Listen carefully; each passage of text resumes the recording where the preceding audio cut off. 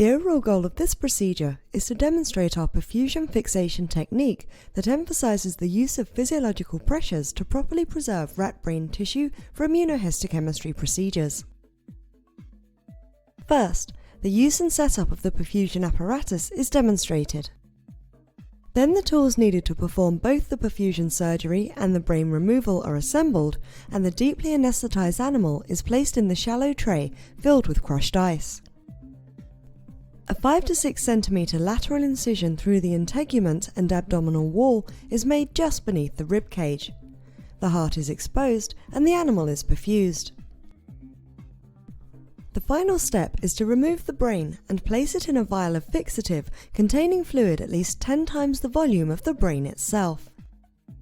The overall goal of this procedure is to demonstrate our perfusion fixation technique that emphasizes the use of physiological pressures to properly preserve rat brain tissue for immunohistochemistry.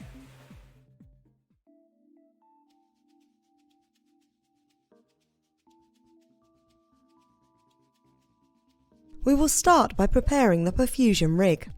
This will take about 10 minutes. Using a 50 ml syringe, repeatedly flush and clear the fixative line with buffer until all air bubbles are removed. It is crucial for the success of a perfusion not to have air bubbles in any of the lines. This is achieved by placing the outlet valve into a beaker filled with buffer.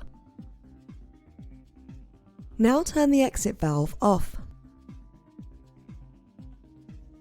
Then remove the tube from the syringe while squeezing it so a drop of buffer hangs from the end. Place the filled tubing, the fixative inlet, into a bottle with 200 ml of paraffin.